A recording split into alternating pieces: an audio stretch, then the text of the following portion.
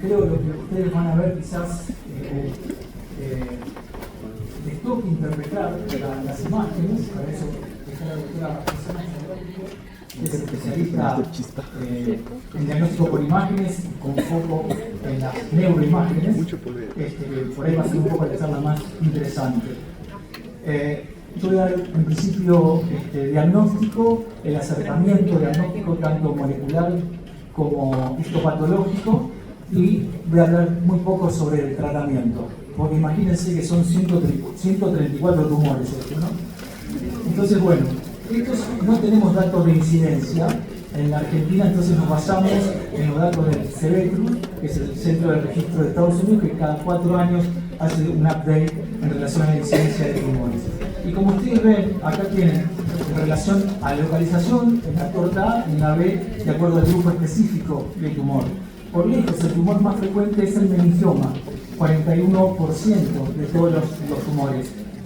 Para que ustedes tengan una idea de la incidencia de tumores del sistema nervioso central, el cáncer más frecuente es el cáncer de pulmón, aproximadamente representa el 12% de todos los tumores. Los tumores del sistema nervioso central representan casi el 2% de todos los tumores. Los meningiomas, si ustedes se fijan en la torta A, van a ver que los tumores localizados en la meninges abarca el 42%, es decir, que casi todos son meningiomas. Los segundos en frecuencia son los tumores los tumores hipofisarios. Y si ustedes se fijan en el otro gráfico, en localización, la mayoría de los tumores localizados en región celular suelen ser tumores hipofisarios. Los terceros en frecuencia son el peor que hay. El peor que hay es el glioblastoma, y esto lo digo en relación a todos los tumores que existen. Ustedes saben que el cáncer de páncreas es muy malo, pero bueno, si uno lo trata a tiempo, lo descubre a tiempo, lo descubre chico, sin hacer metástasis, se puede curar. Pero el primer concepto que hay que tener acá, que de los gliomas nadie se cura, y menos de un glioblastoma. El glioblastoma es un tumor que con tratamiento tiene una sobrevida promedio de 1 año y medio. Por desgracia son los terceros en frecuencia. Y los cuartos en frecuencia son los tumores de la vaina del nervio. Pero, si ustedes ven la otra parte de la torta con menores incidencia, van a ver que muchos son tumores gliales, ¿no? Y si uno toma todos esos tumores gliales y los suma junto con los glioblastomas, van a ver que la incidencia de los gliomas es del 25%, o sea que en realidad, tomándolo como familia, serían los segundos en frecuencia. Obviamente no contamos las metástasis cerebrales, porque las metástasis cerebrales son 7 veces más frecuentes que los tumores primarios cerebrales. Y acá tenemos datos en relación a qué pasa más abajo, qué pasa a nivel de la caudequina, a nivel de la médula espinal o de la meninges espinal. Van a ver que sigue siendo el meningioma el más frecuente en el adulto, pero no así en el niño y adolescente. Por ejemplo, en el niño y adolescente el meningioma es 8 veces menor en incidencia que en el adulto. O sea, la mayoría, supongo que ustedes son clínicos, no son pediatras, entonces no me va a tocar ver tumores pediátricos, pero son otras cosas. Los tumores pediátricos son muy diferentes a lo de los adultos. Ustedes pueden ver que en los adolescentes hay los tumores neurogliales o los tumores mixtos o los tumores mesenquimáticos o embrionarios que directamente en el adulto no se dan. Y algo que sí por ahí llama la atención, fíjense que en los adolescentes el 1,5% son glioblastomas de médula espinal, y en el adulto la realidad es que ese número es mucho, mucho menor. Si comparamos los tumores epidemarios, que por ahí son los terceros en frecuencia, la verdad es muy parecido a la incidencia del niño adolescente que adultos. Y tumor de la vaina del nervio, que sería lo segundo en el adulto más frecuente, prácticamente en el chico es la mitad de esa incidencia. O sea, claramente los tumores del adulto no son iguales que los tumores en chicos, ¿no? Y una pregunta que todos seguramente se hacen, ¿no? Es si la tasa o si la incidencia de los tumores cerebrales está aumentando en el tiempo. Y bueno, esto contesta un poco la pregunta. Si ustedes se fijan en el gráfico A, van a ver que hay un aumento en la incidencia de tumores, ¿no? Esto es una forma grosera de clasificar a los tumores del cerebro en relación a si es maligno o no maligno, ¿no?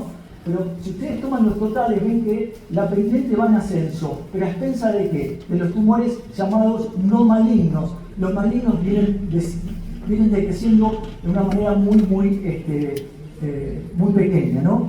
Y si vemos por tumor, vemos que lo que realmente aumenta son los meningiomas, o sea que esos tumores no malignos, en realidad lo que están reflejando es el aumento de meningiomas que se viene dando en los últimos años.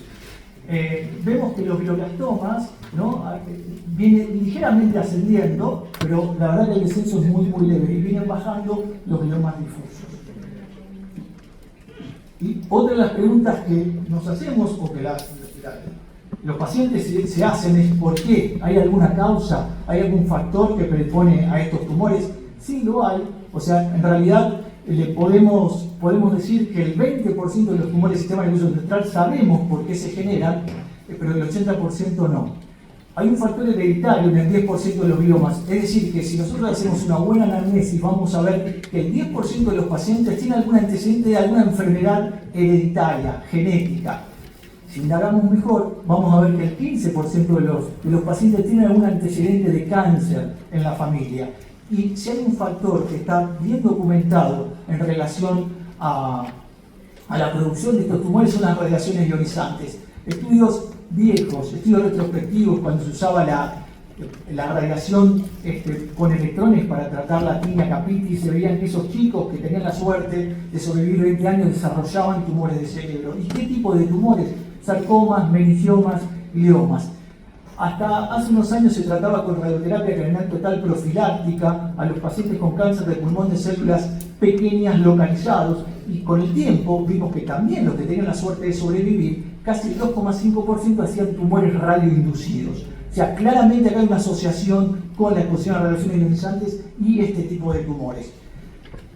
Vimos, los que hicimos clínica quizá en el 90, por ahí, vimos un poco más, 95, vimos que cómo aumentaba la incidencia de linfomas primarios del sistema nervioso central, a expensas que aumentaba la cantidad de pacientes con HIV y no teníamos por ahí los tratamientos que existen hoy en día. Entonces, está claro que hay una asociación por el linfoma primario del sistema nervioso central con la inmunosupresión, no solamente HIV, puede ser una inmunosupresión en un trasplantado, que está con fármacos inmunosupresores, y sabemos que en general están asociados al virus de Epstein-Barr y, bueno, obviamente también con el HIV. El linfoma primario del sistema nervioso central también incrementó la incidencia en los últimos años. Creo que en los últimos 4 o 5 años viene amesetada esa curva, pero aumentó mucho en inmunocompetentes mayores de 70 años el linfoma. Hubo un reporte danés en relación a que a muchos glioblastomas se le hallaba parte del genoma del citomegalovirus, pero después eso, cuando mismo nosotros hicimos algún estudio para ver si eso sucedía en nuestra población, y eso no sucedió, y esto motivó un estudio con valaciclovir, con estos pacientes que realmente fue negativo. Y después la gran pregunta que todos ustedes se hacen, y por eso les mostré las curvas de incidencia de estos tumores, es si las exposiciones prolongadas a ondas electromagnéticas de radiofrecuencia, como la que emiten los celulares o el Wi-Fi, está asociada o no al desarrollo o este aumento en la incidencia de estos tumores. Y la realidad es que, si ustedes recuerdan, en el 2011 la IARC pone a este tipo de radiaciones como posiblemente carcinógenas. Si ustedes leen los manuales de los teléfonos celulares, les recomienda usarlo a 3 centímetros más o menos del oído, ¿no? Las hormonas exógenas, las hormonas están bien documentadas, sobre todo la reemplazo hormonal, no tanto los anticonceptivos orales modernos, pero sí la terapia de reemplazo hormonal está asociado con la aparición de meningiomas. Y estos son todos los síndromes genéticos que uno debería descartar, obviamente en la población que cumple criterios para estos síndromes genéticos. Si tenemos el síndrome de Turtot con glioblastomas, con meduloblastoma, linfraopénico con meduloblastoma, la neumatosis tipo 1 con glioma del óptico del cerebelo, la tipo 2 con ependimomas, con meningiomas, con neurinoma del acústico bilateral. A veces en estos tipos de síndromes aparecen simultáneamente, sincrónicamente, casi todos los tumores. La enfermedad de Fowler con amartomas, con meningiomas, el Ojibelindó con hematoblastoma, la esclerosis tuberosa con las trocitomas de subependimales de células gigantes, el Gorlin con el meduloblastoma, la neoplasia endócrina múltiple con los adenomas hipoficiarios y los meningiomas. Y bueno, uno debería pensar este tipo de síndromes, porque realmente si no se piensa, si no se sabe, no se diagnostica y no se hace un correcto asesoramiento al paciente. Entonces, recuerden que 5 a 10% de los tumores cerebrales están asociados con algún síndrome tumoral hereditario. Entonces, la anamnesis es muy importante. En general, tenemos antecedentes de familiares directos afectados. Los tumores en general se dan a edades más precoces. Hay afectación bilateral o tumores múltiples sincrónicos, el neurofibromatosis tipo 2 con el neurofibroma acústico bilateral, los hemangioblastomas múltiples en el von Hippel-Lindau.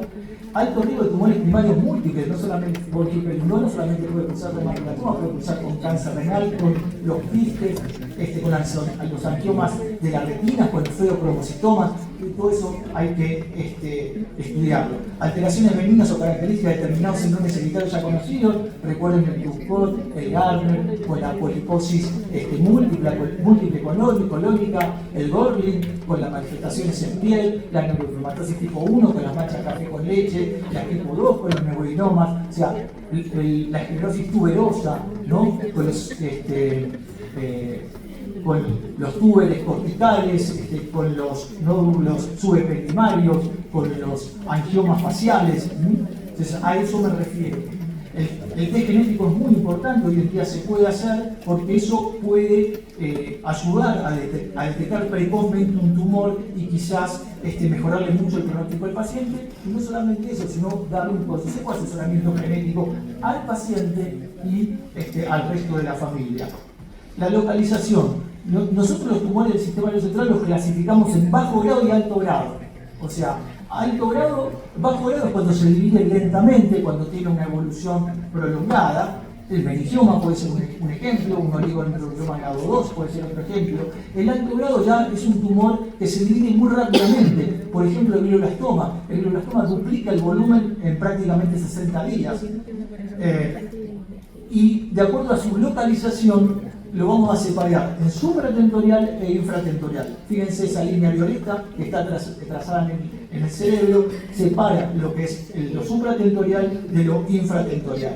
Y a su vez tenemos lo extraaxial fuera del cerebro y lo intraaxial dentro y lo intraventricular. Esa es la manera de localizar los tumores. Y después, bueno, a veces nosotros los clasificamos por zonas también, ¿no? Por ejemplo, por zonas para saber qué tipo de tumor es. Si en la meninges, los tumores que más frecuentemente van a encontrar son meningiomas, tumores fibrosos solitarios, por ahí con mucha menos frecuencia, tumores melanocíticos, entre otros, ¿no? Y después tenemos los tumores de la región cerebral, no solamente los adenomas hipofisarios, sino también los craneofaringiomas, los palacelares, los cordomas, los condrosarcomas, a nivel del óptico, los gliomas del óptico, más asociados con la neurofibromatosis tipo 1, los tumores germinales, sobre todo en mujeres, en región celular, las histiocitosis, a nivel del tronco tenemos los astrocitomas pilocíticos, más frecuentemente en chicos, los gliomas difusos, los astrocitomas de alto grado también. A nivel de plexo coroideo tenemos los papilomas del plexo coroideo, los carcinomas del plexo coroideo, los neurocitomas, los ependimomas. A nivel de la glándula pineal tenemos los pineocitomas, los pineocitomas intermedios, los pineoblastomas, los tumores germinales, los gliomas, los tumores papilares de la región pineal. A nivel del cerebelo tenemos los meduloblastomas, los astrocitomas difusos, los pilocítricos, los schwannomas, los ependimomas, los hemangioblastomas, los tumores radioides respiratorios atípicos. O sea, como ustedes ven, son muy variados. No solamente es meningioma, no solamente son glioblastomas, los tumores de cerebro. Y obviamente, bueno, a nivel como vimos en el segundo diapositivo, a nivel de la médula tenemos los ependimomas, los meningiomas, los schwannomas, los gliomas, los hemangioblastomas y suelto los linfomas primarios del sistema nervioso central, que suelen ser tumores bien profundos, periventriculares. La anatomía patológica es muy importante. Es muy importante, primero, por suerte no aplica el TNM, entonces para los oncólogos estamos acostumbrados a estadificar los tumores, el TNM no aplica. ¿Por qué no aplica el TNM? Primero, porque el T no existe en el glioma. El glioma no tiene un límite neto de separación entre tejido sano y enfermo. No podemos medir exactamente el tamaño por una resonancia porque infiltran en forma difusa. Entonces no hay T, no hay N, porque si bien tiene un sistema linfático, el cerebro no tiene ganglios, ¿sí? Ganglios por lo menos macroscópicos.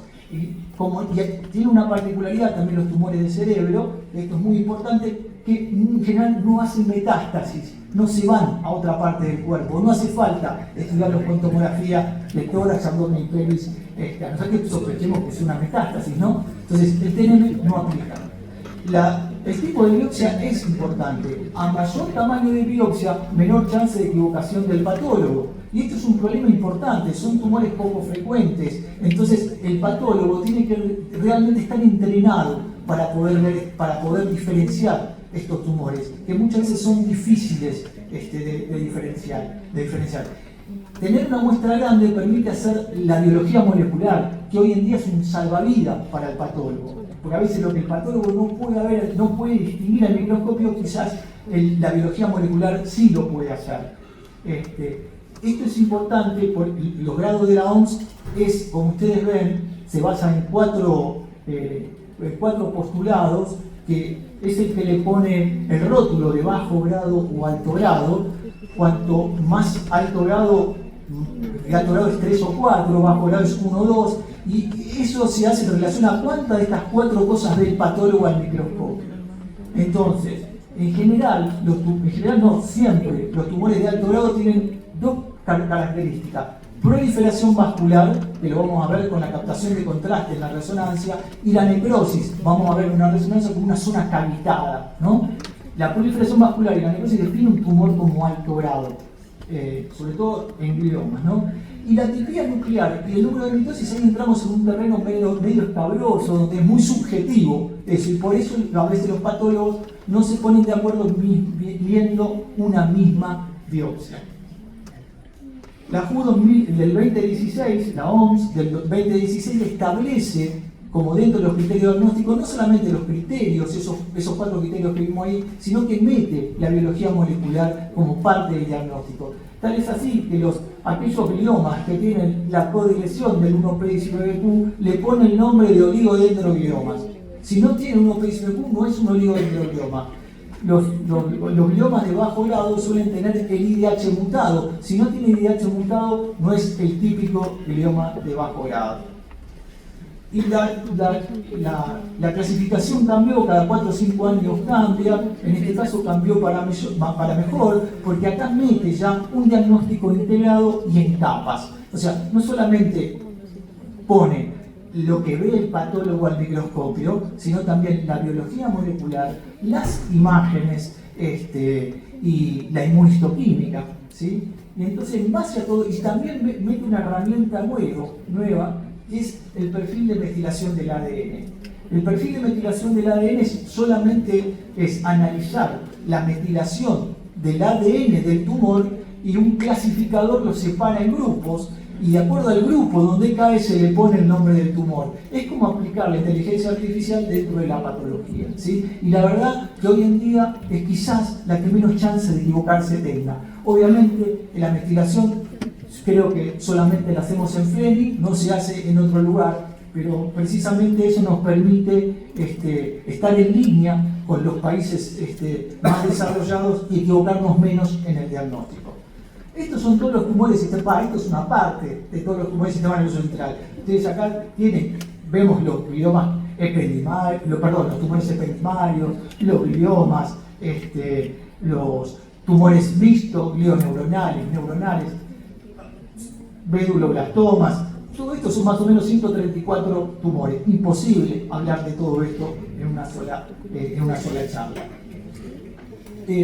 Cuando yo le digo el análisis de muestras, ¿no? Y la cantidad de material que hace falta ver y quién lo tiene que ver, esto es un estudio que hicimos ya hace, creo que más de 10 años, donde todos los pacientes que venían operados de otras instituciones con patologías de fuera de Fleni los revisamos a todos. Y a todos le hacíamos inmunistoquímica y biología molecular. Y analizamos la discrepancia, cuánta discrepancia había al revisar la biopsia. Fíjense lo que pasó. Había a veces que recibíamos resultados patológicos sin inmunistoquímica.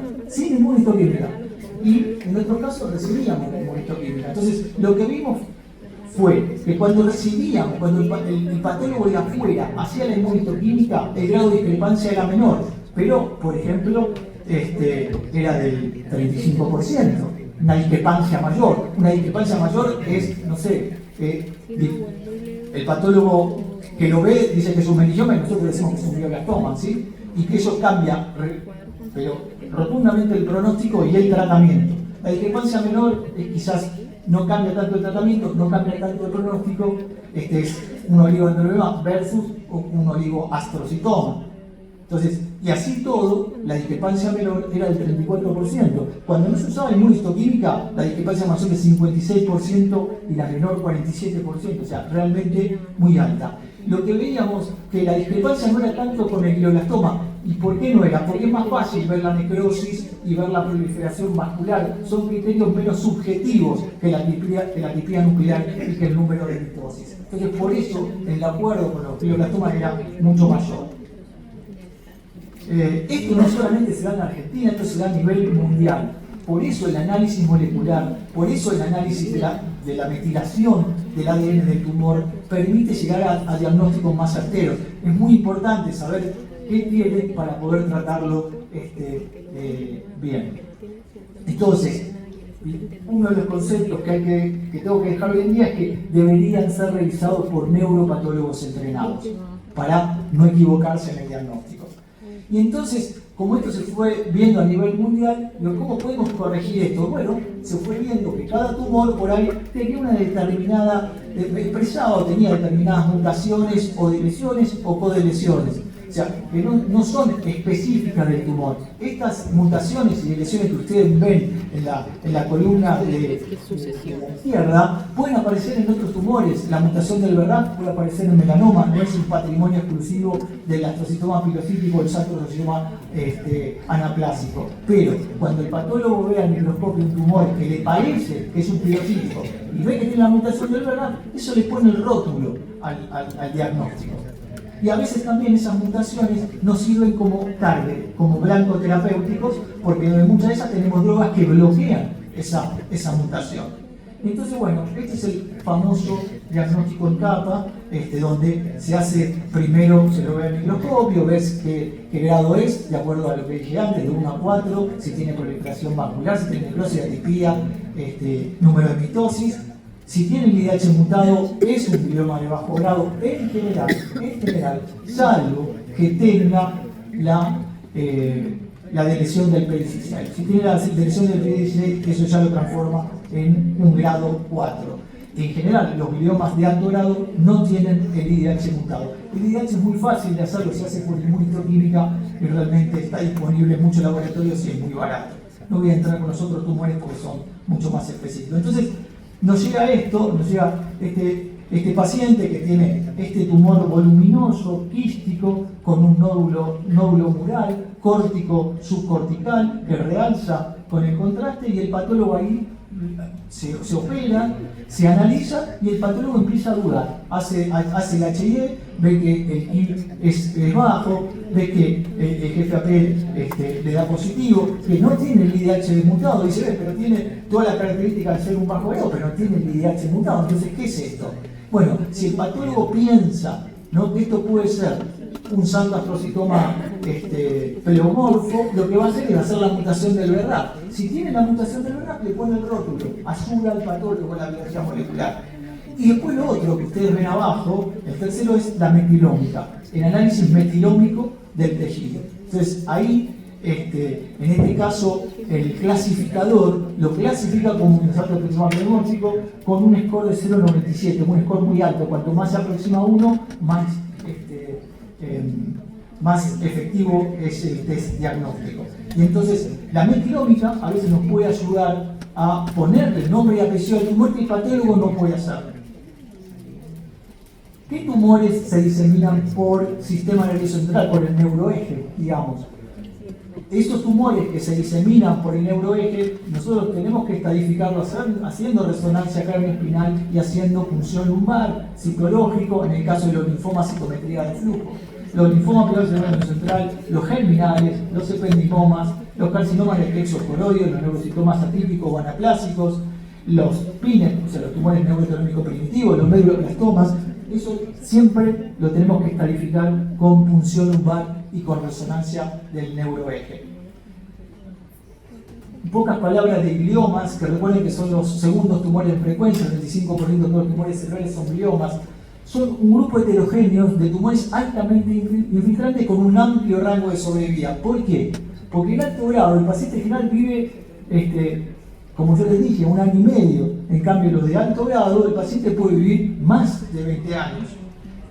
El pico de incidencia, por desgracia, sobre todo de los bajos grados, se da entre la segunda y tercera década de la vida, cuando el paciente tiene toda su vida por delante, o sea, su desarrollo social, escolar, económico, laboral, familiar, tiene toda la vida por delante. Entonces es muy importante esto, en lo que tiene que ver con los tratamientos que hacemos, no dejar al paciente secuelado, no dejar al paciente con un déficit que lo va a atormentar toda su vida y que lo va a restringir en su calidad de vida. Los gliomas de bajo grado, un concepto que tiene que quedar, que no son tumores estables. Por más que se le diga benigno, no tienen nada de benigno porque matan al paciente. Entonces, son de bajo grado, de crecimiento lento, más o menos 4 milímetros por año crecen aproximadamente. Los de bajo grado al final suelen dar convulsiones, el 80-90% de estos pacientes desarrollan convulsiones y tienen una tendencia de invadir estructuras funcionales córtico-subcorticales. Mayor tendencia los tumores de bajo grado localizados en zonas elocuentes, la sobrevida libre de progresión es muy variable. Recuerden, los alto grado, la sobrevida libre de progresión mediana es de 8 meses, tarda un glioblastoma en crecer con tratamiento.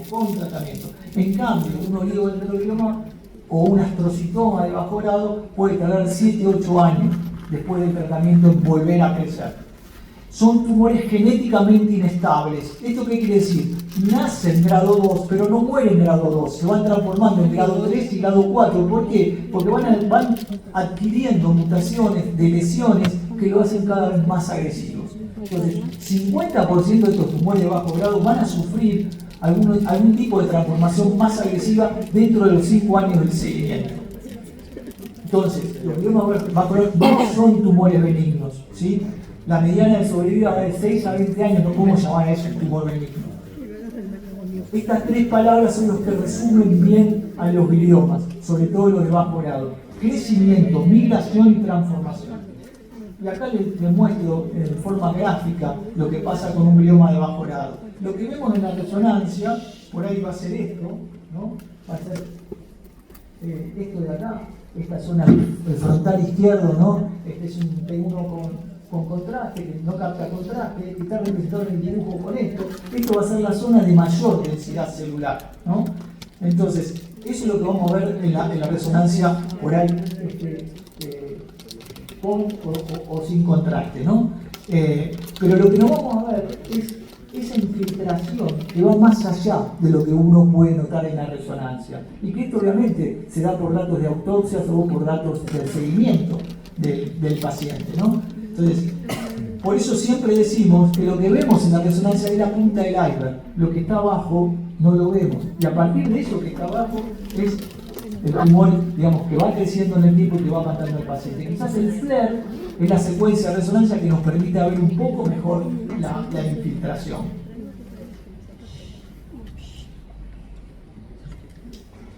Esto es un paciente que traté yo hace muchos años con este tumor, ¿no? Un tumor hiperintenso en el FLAIR frontal izquierdo, tocando parte del cuerpo calloso que no captaba contraste. Parecía por las imágenes un tumor de bajo grado, pero la patología me mostraba que no era así. Tenía la lesión del P16.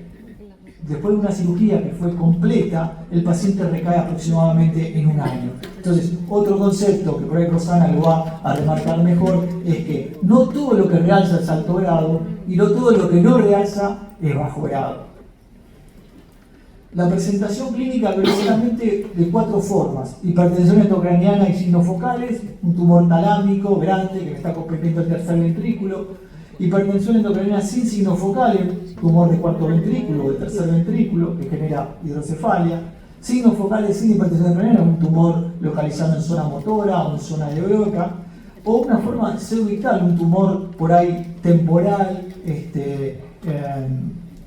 cortical, parietal, ¿no? Y fíjense la diferencia en la presentación clínica entre los de bajo grado y los de alto grado. La edad. Los de bajo grado en general se dan a edades más precoces, segunda y tercera década de la vida, los de alto grado más allá de la tercera década.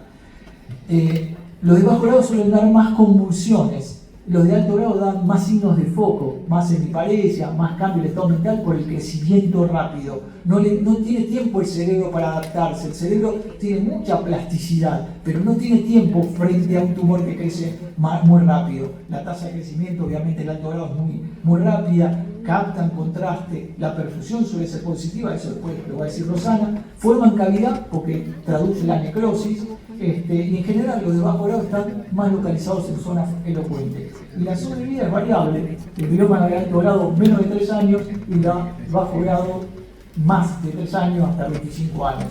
No son tumores benignos, bajo grado no implica que sea tumor benigno.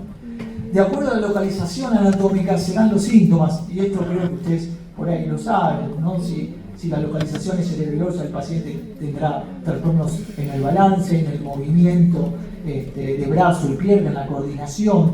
La occipital tendrá problemas para distinguir los objetos, tendrá hemianopsia. Lóbulo frontal tendrá problemas para la concentración, pensamiento, lentitud para resolver ciertos problemas, trastornos en el juicio.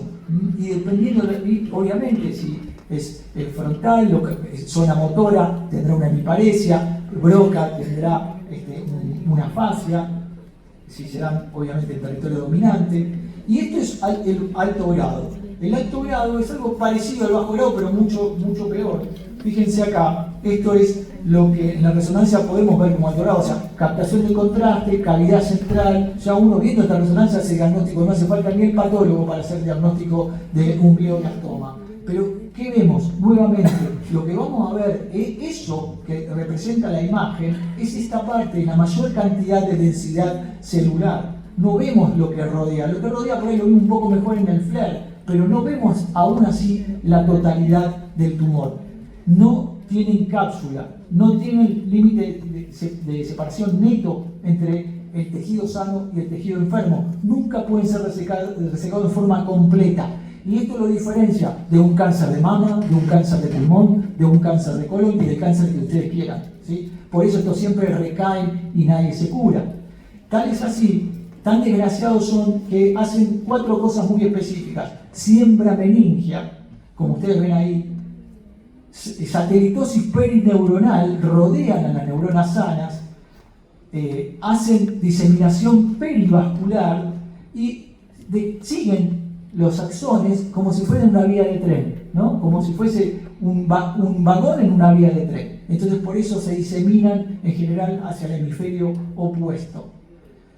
2 palabras sobre meningiomas. Los meningiomas son tumores, son partes o tumores radioinducidos. Bueno, los meningiomas, uno de los factores etiológicos son la exposición a radiaciones ionizantes.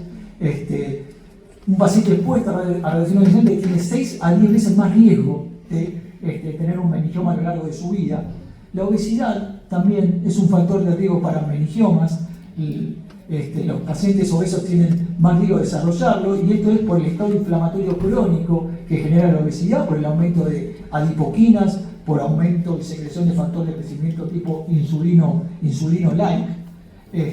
La terapia de reemplazo hormonal, como dijimos antes, también hay estudios de caso incontrol, hay metaanálisis que mostraron que el incremento, aquellos pacientes que fueron sometidos en algún momento a terapia de reemplazo hormonal tienen mayor riesgo de desarrollar meningiomas. Las alergias, los pacientes atópicos, es un factor protector. Son pacientes que desarrollan menos meningiomas. Tal es así que los pacientes con meningiomas, cuando usamos el IgE, lo tienen más bajo que la población normal. O sea, que la alergia, los factores atópicos funcionan como protector para los meningiomas. Y los síndromes familiares asociados que siempre deberíamos descartar cuando vemos un paciente con meningioma. De la NF2 hasta el síndrome de predisposición tumoral PAP1, el Cowden, el Gorley, el Werner, menos frecuentemente el Lifraumeni, el Turcot, el Gardner, el von Hippel-Lindau, Menn y demás. La presentación clínica de los meningiomas, hay presentación no específica, ¿sí? Que puede ser, por ejemplo, una convulsión, o específica de localización o de compresión de estructuras vasculares, ya sea cerebrales o nerviosas. La cefalea, por lejos, es el síntoma más frecuente, después déficit de nervios craneales, convulsiones, trastornos cognitivos, vértigo, mareo, ataxia, suelen ser los síntomas de presentación más frecuente de los meningiomas. Y hay un 5 o 10% de pacientes que son asintomáticos, son hallazgos, se hace resonancia, no sé, porque tuvo un traumatismo cefálico o por alguna otra causa, por sinusitis o lo que sea, y se le encuentra un meningioma. Entonces, las localizaciones más frecuentes de los meningiomas son base de cráneo y la convexidad. Obviamente que en cada localización van a encontrar un perfil molecular o unas alteraciones moleculares específicas. Esto demuestra que molecularmente no son iguales acorde a la localización. Entonces, y los síntomas van a ser los de convexidad en general, son los que dan convulsiones, los palasagitales son los que dan crisis tipo jacksonianas, papiledema, hemianopsia. Los de la médula espinal, los más frecuentes son los dorsales, y da paresia espástica, progresiva, cono sinigular radicular o nocturno, y los cervicales, que son los segundos en frecuencia en esa localización, dan cuadriparesia espástica, conos sin signos vulvares. Los de base de cráneo dan déficit focales, los frontobasales más asociados con trastornos en la visión, cefalea, anosmia, convulsiones, síntomas psicomotores, trastornos del comportamiento. Lo del ala del efenoide suelen dar exoftalmos, pérdida de la visión, sobre todo cuando son más centrales. Lo de fosa posterior hidrocefalia obstructiva, papiledema, cefalea. Los petroquilvales, ataxia, neuropatías nerviocraneales. Y lo mismo, los meningiomas no son tumores estables. El meningioma, si bien la tasa de conversión de un meningioma es mucho más alta y no es tan frecuente como el glioma, también no son tumores estables, se generan como grado 1 y terminan como grado 1. Pueden, a través de este desarrollo, digamos, de adquisiciones, de lesiones y mutaciones, cambian el grado, se van transformando en formas más agresivas. Y ustedes acá tienen algunas de las cosas que les suceden a estos tumores. ¿Ven cómo van sufriendo pérdidas de diferentes partes del cromosoma, amplificaciones de otros, de lesión del P16 o la mutación del TER, que ya lo torna más agresivo. La clasificación, o sea, grado 1 por suerte son los más frecuentes. Los grados 1 son de muy lento crecimiento, 1 o 2 milímetros por año suelen crecer, y la verdad que el 93% aproximadamente de los meningiomas son grado 1. Para ser clasificado como grado 2 tienen que tener de 4 a 19 mitosis por 10 campos de gran aumento, más 3 de los siguientes criterios: celularidad incrementada, alto cociente núcleo citoplasmático, nucleolo prominente, crecimiento en forma de hoja o necrosis. Esto más 3 de estos lo clasifica como un grado 2. Y si tiene ya más de 20 mitosis por 10 campos de gran aumento, es un grado 3. En general, lo que suele suceder con estos tumores es que, en principio, expresan receptores, por ejemplo, de progesterona, tienen un Ki bajo, y a medida que se indiferencian, pierden los receptores de progesterona, adquieren la mutación del TER, la lesión del P16, el Ki67 suele aumentar, empiezan a secretar, entre otras cosas, VEGF, y por eso a veces cuando uno ve la resonancia ve edema alrededor de la lesión. También, obviamente, que pueden infiltrar el cerebro, y eso ya es un signo de agresividad. Bueno, ahora la voy a dejar a Rosana para que le haga esta parte.